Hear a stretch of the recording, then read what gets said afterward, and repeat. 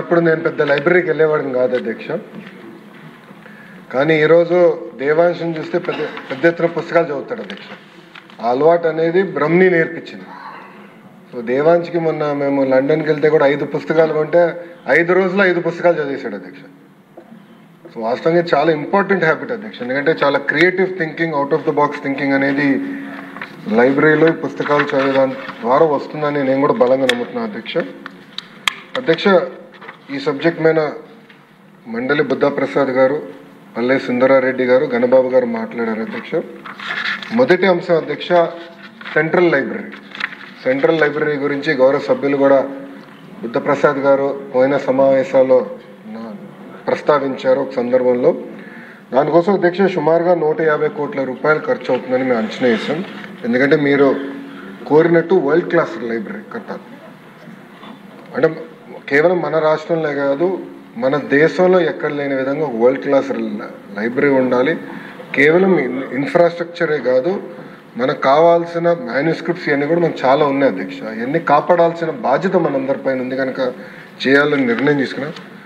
ఈరోజు గౌరవ industries minister గారు హౌస్లో లేరు, ఆయన కౌన్సిల్లో ఉన్నారు. టీజీ భరత్ గారు నేను ఇట్లానే సింగపూర్లో మాట్లాడుతున్నప్పుడు ఆయన పర్సనల్గా తీసుకుని శోభా డెవలపర్స్ అని వరల్డ్ వైడ్ వాళ్ళు ఉన్నారు అధ్యక్ష. వాళ్ళు యాక్చువల్లీ ఆంధ్రాకి సంబంధం లేని వారు. బట్ వాళ్ళు ముందుకు వచ్చి మీ రాష్ట్రం మంచి లైబ్రరీ చేస్తుందని మేము విన్నాము అని 100 కోట్ల రూపాయలు శోభా డెవలపర్స్ ఈరోజు ఆంధ్ర రాష్ట్రానికి వాళ్ళు డబ్బులు ఇస్తాం కూడా జరిగింది. ఇది వచ్చే 4 సంవత్సరాలు మేము ఖర్చు పెడతాం.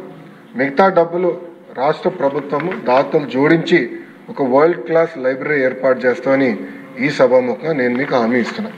ఈ రోజు నుంచి కరెక్ట్గా 24 నెలలు టార్గెట్ పెట్టుకుని గౌరవ స్పీకర్ గారి సమక్షంలో ఓపెనింగ్ కూడా చేద్దామని గౌరవ సభ్యులకి నేను తెలియజేస్తున్నాను. రెండో అంశం అధ్యక్ష, వాస్తవంగా మనం ఒక్కసారి చూస్తే గౌరవ సభ్యులు చెప్పినట్లు పుస్తకాలు కొనుగోలు అనేది వాస్తవంగా సరిగా జరగట్లేదు. నేను డిపార్ట్మెంట్కి ఏం చెప్పానంటే అనేక గ్రేడ్ లైబ్రరీస్ ఉన్నాయి. అంటే గ్రేడ్ 1, గ్రేడ్ 2, గ్రేడ్ 3 లైబ్రరీలు ఉన్నాయి, జిల్లా గ్రంథాలయాలు ఉన్నాయి, రీజనల్ లైబ్రరీస్ కూడా ఉన్నాయి. అసలు ఒక్కొక్క లైబ్రరీలో మినిమం బుక్స్ ఏమేమి ఉండాలి అది నాకు క్లారిటీ ఇవ్వండి.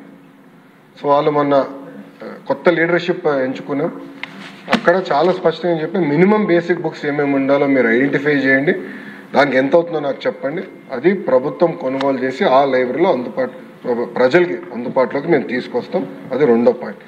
కానీ అది టెక్నాలజీతో కూడా జోడిస్తాం అధ్యక్ష. ఈ 100 రోజుల్లో ఆల్రెడీ యాప్ మేము డెవలప్ చేసాం, 100 రోజులు లాంచ్ చేస్తాం. అన్ని లైబ్రరీస్ టెక్నాలజీతో ఇంటిగ్రేట్ చేసి ఎక్కడ ఏ పుస్తకాలు ఇంట్లో కూర్చొని ఒక నాకు ఈ పుస్తకం కావాలి, లైబ్రరీలో ఉందా లేదా, స్టాక్లో ఉందా లేదా, వేరే ఎవరైనా తీసుకున్నారా లేదా, అది ట్రాన్స్పరెంట్ మెకానిజం టెక్నాలజీతో జోడించి యాప్ ద్వారా అందజేయాలనేది ప్రభుత్వం నిర్ణయం తీసుకుందని గౌరవ సభ్యులు కూడా నేను తెలియజేస్తున్నా అధ్యక్ష. అంతేకాకుండా అధ్యక్ష, గౌరవ ముఖ్యమంత్రి గారు మొన్న జరిగిన కలెక్టర్ కాన్ఫరెన్స్లో పెద్ద ఎత్తున డిజిటల్ లైబ్రరీస్ కూడా ఏర్పాటు చేస్తే బాగుంటుందని సూచించారు అధ్యక్ష.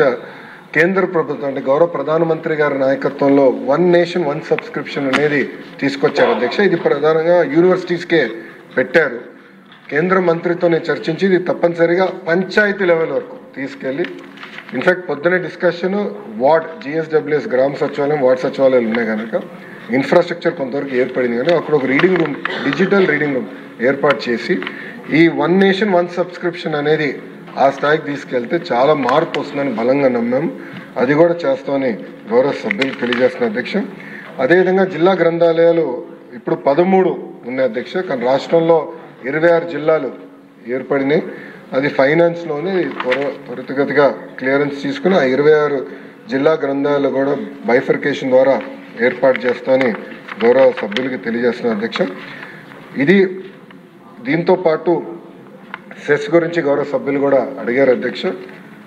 ఒకసారి కానీ సెస్ చూస్తే 22-23లో సుమారుగా 40% వచ్చింది, 23-24లో ఒక 45% వచ్చింది అధ్యక్ష. ఇప్పుడు ఒక 52% వరకు రెమిటెన్సెస్ జరిగినాయి అధ్యక్ష. వాస్తవంగా పెద్దలందరూ చెప్పినట్లు సెస్ మాకు రావట్లేదు. గౌరవ ఉప ముఖ్యమంత్రి గారు కౌన్సిల్లో ఉన్నారు, MUD మినిస్టర్ గారు కూడా కౌన్సిల్లో ఉన్నారు అధ్యక్ష. నేను వాళ్ళిద్దరితో మాట్లాడతాను చేసుకుని తప్పనిసరిగా సెస్ అనేది డైరెక్ట్గా గ్రంథాలయాల అకౌంట్లో వేయాలనేది ఆల్రెడీ లెటర్స్ రాసి పర్సనల్గా ఫాలో అప్ చేస్తాం అధ్యక్ష. అంతేకాకుండా అధ్యక్ష ఇతర సభ్యులు అడిగారు పోస్ట్ గురించి, సుందరారెడ్డి గారు అడిగారు అధ్యక్ష. దాని వివరాలు నా దగ్గర రెడీగా లేవు, అది గౌరవ సభ్యురాలకి నేను సెపరేట్గా పంపిస్తానని తెలియజేస్తున్నాను అధ్యక్ష. కాంపిటేటివ్ ఎగ్జామ్స్కి కావాల్సిన పుస్తకాలు మన ప్రభుత్వం ఏర్పడిన అంటే ప్రజాప్రభుత్వం ఏర్పడిన వెంటనే అది ఏర్పాటు చేసాం, ఆల్రెడీ అందుబాటులోకి వచ్చినాయని గౌరవ సభ్యులు తెలియజేస్తున్నాను అధ్యక్ష. గణబాబు గారి సూచన మేరకు తప్పనిసరిగా లైబ్రరీలు అన్నిటికీ స్టార్ రేటింగ్ ఏర్పాటు చేస్తాం. అద్భుతమైన సూచన మీరు ఇచ్చారు, తప్పనిసరిగా చేస్తాం. విశాఖపట్నం లైబ్రరీకి వచ్చేగల 20 కోట్ల రూపాయల బడ్జెట్తో ఒక మోడల్ లైబ్రరీ ఏర్పాటు చేద్దామని, దానికి ఏంటంటే కొన్ని సెపరేట్గా మీరు అన్నట్టు చిల్డ్రన్ కార్నర్ ఒకటి, యంగ్స్టర్స్కి ఒకటి, ఏజ్డ్ రీడర్స్ ఒకటి, టెక్నాలజీ కావాల్సిన డిజిటల్ యాక్సెస్ ఏర్పాటు చేసేదానికి కేవలం పుస్తకాలుతో పాటు అదొక ప్లేస్ ఆఫ్ కాంగ్రిగేషన్, కమ్యూనిటీ కలిసి అందరూ కులం మతం ప్రాంతం అతీతంగా అందరూ వచ్చి కూర్చుని ఒక యాక్టివిటీ కూడా చేసుకునేటట్టు మేము ఆ సెంటర్ని రూపొందిస్తామని గౌరవ సభ్యులకి నేను తెలియజేస్తున్నాను అధ్యక్ష. ఇది కూడా ఒక స్కెడ్యూల్ ప్రకారం చేస్తాం. ఆ ప్లాన్స్ అని సంబంధించిన ఎమ్మెల్యేలకి ఎంపీలు కూడా మేము షేర్ చేస్తాం. మీరు మీ సూచనలు కూడా ఇవ్వాలని గౌరవ సభ్యులందరూ కూడా నేను తెలియజేస్తున్నాను అధ్యక్ష. మండలి బుద్ధప్రసాద్ గారు చెప్పినట్లు ఇది చాలా కీలకమైన అంశం, మేము చాలా సీరియస్గా తీసుకుంటాం. ఇది తీసుకుని మేము డెలివర్ చేస్తాం.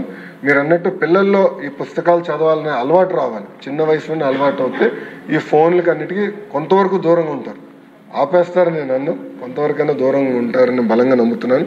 అది మా ఇంట్లోనే మేము పాటిస్తున్నాం. దానివల్ల ఎంత మార్పు వచ్చిందో దేవాంశం నేనే చూశాను స్వయంగా. ఇది ఒక ప్యాషన్ సబ్జెక్ట్ నాకు, తప్పనిసరిగా మేము సీరియస్గా తీసుకుంటాం. రాబోయే 6 నెలల్లో ఈ లైబ్రరీస్లో మార్పు అనేది మీరు చూస్తారు. మంగళగిరి నియోజకవర్గంలో ఒక మోడల్ లైబ్రరీ, ఎందుకంటే నేను కూడా అన్ని 175 నియోజకవర్గాల్లో ఒక మోడల్ లైబ్రరీ కూడా ఉండాలని ఒక నిర్ణయం తీసుకున్నాం. దానికి ఎలా ఉంటే బాగుంటుంది అనేది మంగళగిరిలో మేము ఆల్రెడీ ఏర్పాటు చేస్తున్నాం. ఎండ్కి వచ్చింది వర్క్, అక్టోబర్లో మేము ప్రారంభిస్తాం. దానికి మిమ్మల్ని కూడా పిలుస్తాం అధ్యక్ష, మీ చేతుల మీదుగా ప్రారంభిద్దాం. మీరు కూడా చూసిన ఫీడ్బ్యాక్ ఇవ్వండి. ఇచ్చి ఒక మోడల్ ఐడెంటిఫై చేస్తే 175 నియోజకవర్గాల్లో ఒక మోడల్ లైబ్రరీ ఏర్పాటు చేసి, ఇదంతా ఇప్పటివరకు హార్డ్వేర్ గురించి మాట్లాడు. ఇప్పుడు సాఫ్ట్వేర్ కూడా ఏంటంటే ప్రతి నెల ఎలాంటి యాక్టివిటీస్ చేయాలి లైబ్రరీలో, అంటే పిల్లల్ని ఆకర్షించుకునే విధంగా ఎలా చేయాలి, ఎండాకాలం సెలవులు వస్తే ఎలాంటి యాక్టివిటీస్ పెట్టాలి, ఇదంతా కూడా చర్చిస్తున్నాం. కార్టూనిస్ట్ కూడా మేము కలిసాం అధ్యక్ష. గతంలో కార్టూనిస్ట్గా పనిచేసిన వారిని కూడా కలిస్తే చాలామంది అదొక యాక్టివిటీ ప్యాషన్గా చేస్తారు. అంటే కార్టూన్స్ గీస్తాం, మనం అదేవిధంగా కామిక్ బుక్ స్ట్రిప్స్ తయారు చేస్తాం అనేది ఒక ప్యాషన్గా చేస్తారు అధ్యక్ష. సో ఎండాకాలం సెలవులప్పుడు ఆ యాక్టివిటీ కూడా లైబ్రరీస్లో ఏర్పాటు చేద్దాం. అంటే టెక్నాలజీ నుంచి దూరంగా తీసుకొచ్చి పిల్లల్ని టైం టు టైం ఇలా ఇన్నోవేటివ్ మెకానిజమ్స్ ద్వారా లైబ్రరీలో యాక్టివేట్ చేయాలి, వాళ్ళ క్రియేటివ్ థాట్ ప్రాసెస్ యాక్టివేట్ చేయాలని ఒక లక్ష్యంగా పెట్టుకున్న అధ్యక్ష. ఇది కూడా ఒక స్కెడ్యూల్ ఆల్రెడీ వేసాం. ఆ స్కెడ్యూల్ కూడా గౌరవ సభ్యులు 3కి మేము పంపిస్తాం. దానిపైన మీరు మీ ఫీడ్బ్యాక్ ఇవ్వండి, టైం టు టైం సూచనలు ఇవ్వండి. కానీ మీరు అన్నట్టు ఒక మాట చెప్పాలంటే మనం పట్టించుకోలేదు గతంలో లైబ్రరీస్ గురించి. ఇది సీరియస్గా తీసుకోవాల్సిన అవసరం ప్రభుత్వం పైన ఉంది. తప్పనిసరిగా మీ అందరి సూచనల మేరకు ఇది ఒక మోడల్, దేశానికి ఒక మోడల్గా రూపొందించే బాధ్యత ప్రభుత్వం తీసుకుంటుందని గౌరవ సభ్యులు తెలియజేస్తున్నారు. థ్యాంక్ యూ అధ్యక్ష.